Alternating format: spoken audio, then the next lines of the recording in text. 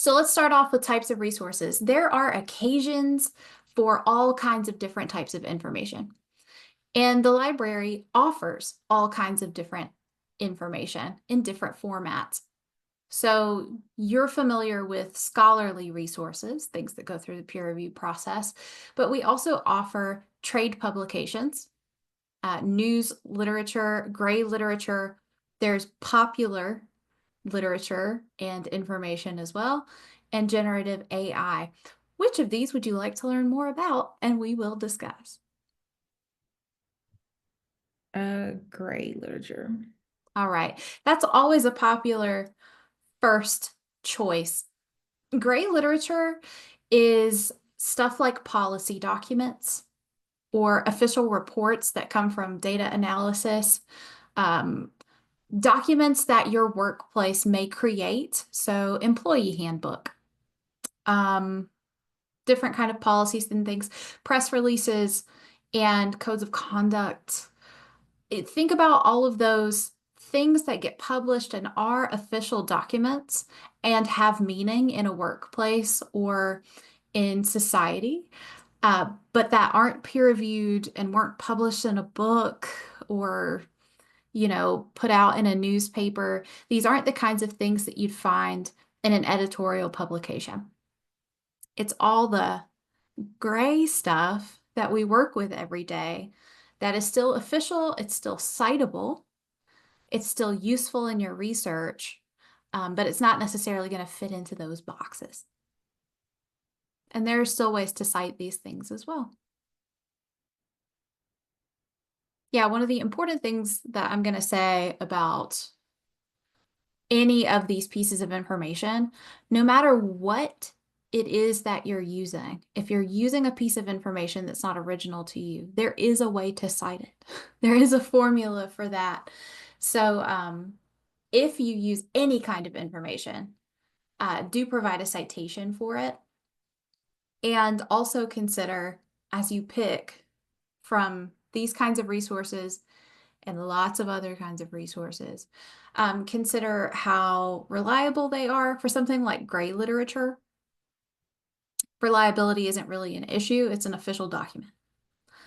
But if we ventured into some of these other things, then we might have to ask extra questions about veracity and reliability. Are there any other kinds of resources here that you'd like to know more about?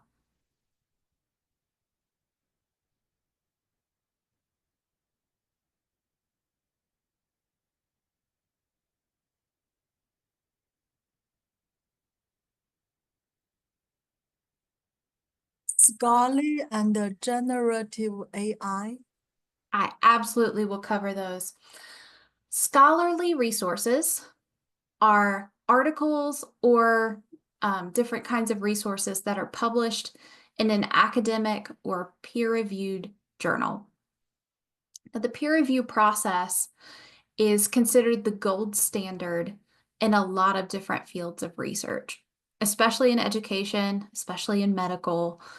Peer-reviewed sources are considered top-notch. The peer review process looks like this. You may have been through it yourself and been published in a journal. Let's say I, a librarian, want to publish in a library journal. I would write an article about something that I feel very confident in, or I might conduct a study and want to report the findings of that study.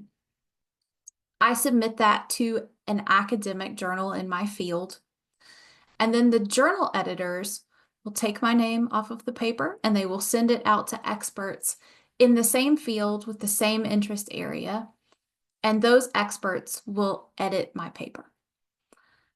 They then send the edits back to the publisher, who give them to me, and they say, fix your mistakes. What are you doing? You have missed this loophole. This data point isn't quite correct. You did your math wrong here. So I have to make those adjustments and then resubmit it to the journal before they'll publish it. So there's an extra editorial process there where we involve many experts in the field. And that is why it is considered the gold standard. Typically, to have an article in a scholarly publication, it means that it has gone through lots of eyes and it is as factual and reliable as possible. So you definitely will want to use scholarly peer-reviewed sources for your dissertation. In fact, I would say that's probably going to be the meat of the resources that you find for your dissertation, although I think that there are also opportunities to incorporate other things. The main bulk of your argument will probably want to be supported by resources like this.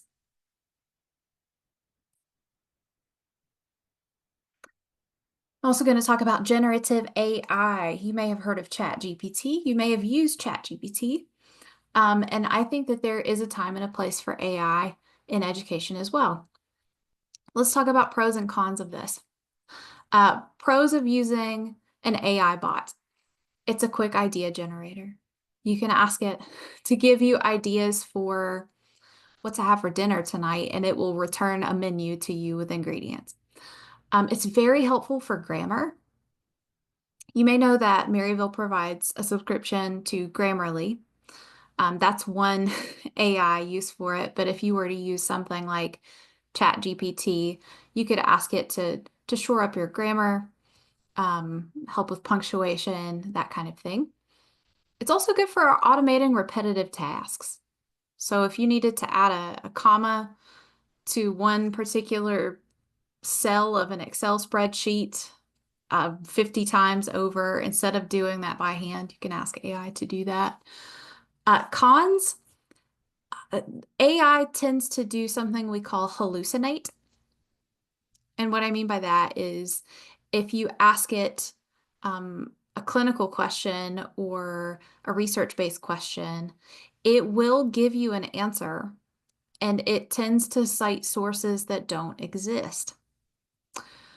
So going to it for content questions is typically not a great idea. There's also a risk of plagiarism. So even if you're going to use AI for your grammar only, if it starts to recommend rephrasing things, or if it starts to recommend whole new sentences to you and you do use them and you don't cite it, that is considered plagiarism. So you have to be really careful about balancing how you use AI in a generative way, meaning generating text, generating ideas. There's also larger questions that I have as a librarian about intellectual property, ethics, and copyright. So models like ChatGPT are trained on public data, and we don't know what that data set is, specifically for ChatGPT. So chances are high that people's personal work has been used to feed the bot. And what the bot returns to you, the end user, may have big pieces of other people's work just unattributed in the answer. So that's something to keep in mind. This is also a popular topic around artists and art. AI can generate art now, and that's also fed by the internet's index of people's art, like Google Images. So there are questions about things like that. And also resource transparency. Like I said, it tends to hallucinate things. So it's not always the most reliable for coming up with citations and things.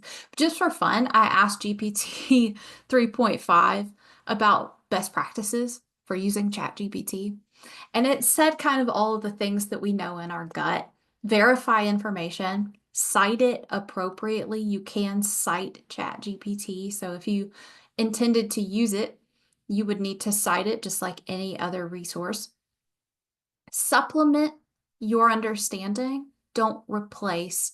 So if there's a concept you just really don't understand, learn about it on your own and then ask ChatGPT about it to reinforce what you've already learned and look for inconsistencies. And then, use your responsible adult mind and don't necessarily use or lean on AI more than you would lean on yourself. Your brain is stronger than AI's brain. So don't use it as a crutch. Just use it as a valuable tool. And Be careful about the ways that you interact with it. Now that's specifically generative AI. So that's the kind of AI that writes things for you or responds to you in a lengthy fashion. There are other kinds of AI, even AIs that we are offering as an institution to students to help them study, to help them reiterate concepts, and we are training those models ourselves. So this is really information about public models like ChatGPT, like others that you may be aware of online. So again, time and a place. You just have to pick your time and place well. Is there anything else here that you'd like to learn more about before we move on to finding? The popular one. Okay, this is my favorite one. Popular media is anything that you might recognize on site.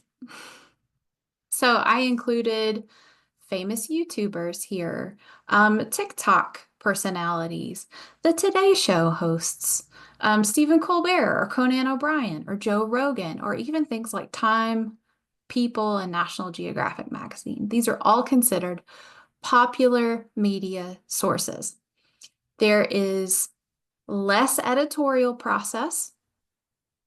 There is a greater spin towards sensationalism, so headlines that catch your attention. It doesn't necessarily mean that they're dishonest or even disingenuous, although there's a lot of stuff out in popular media that is disinformation or misinformation, intentionally attempting to mislead people or misinforming people by accident in pursuit of a catchy story. So there is still a time and a place for popular media, even in dissertation research. Like, let's say you were interested in writing about the experience of a specific type of student, and there was a TikTok personality who was that specific kind of student who did a series speaking about their experience at their college or university. You could use those popular resources as long as you cite them. I know I'm drilling that home a lot, but it is important to give attribution. You could use that, but you would still need to use it in combination with a lot of other kinds of resources that have more merit and veracity. So like I said, there is a time and a place. If you found a popular media resource that works with your topic, that works alongside or even works against your topic, and you wanted to use it so that you could refute it, there is a place for that as well.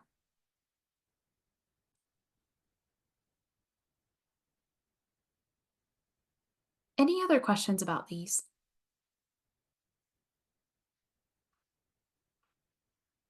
I feel like the only ones that we haven't really gone over are trade publications and news. News we're pretty familiar with. That also has its own editorial process, although sometimes influenced by bias.